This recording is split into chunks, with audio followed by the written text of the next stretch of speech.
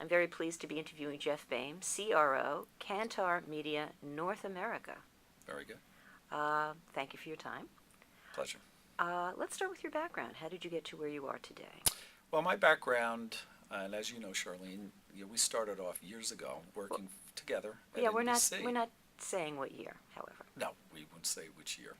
And working on the network side, always on the research side, but with sales, marketing, and programming. And then that led me to ABC, which then led me to the world of broadcast reps and independent and the emergence of the Fox station group, which then led me to the world of cable, where I spent about 15 years with National Cable Communications as their Senior Vice President of Research and Marketing. And then Nielsen invited me to help develop their return path strategy. And over the course of about 3 years, Mr. George Shabab invited me to come and join him as Chief Research Officer here for Kantar audiences on the North America side. So you were really one of the early pioneers in the research area on return path data, which some people call set-top box data. Yeah. Can you talk about how set-top box data, return path data, has evolved since you first started to look at it? Yeah, it's a great question. And in fact, I would think at NCC, we were one of the first to actually see return path data. And in 1996, that was the first time we actually saw real return path data from a small cable system in New Jersey.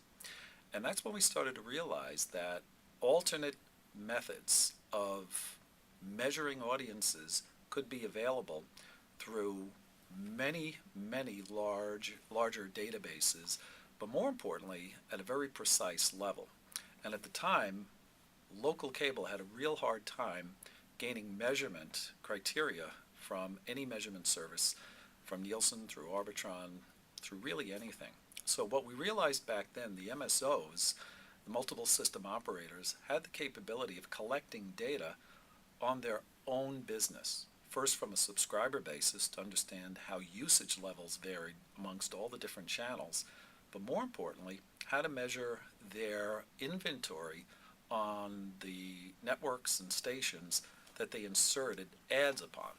How long did it take to get that data ready and accessible and accepted?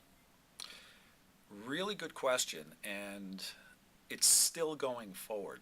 I think if you look at the different platforms, and if you look at the advancement of digital data, it's really only a small portion that has hit the marketplace. For example, the only multiple system operator cable company who is elected to take their data and enter it into the marketplace has been Charter Communications, to which we have a very, very strong relationship with.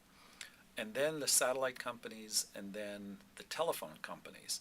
But the reality is, in terms of the total amount of households that are digital, there's only about 15 to 20% that has reached the marketplace, which means that there are economic as well as some other business issues that need to be solved before we can see greater access to those data sets.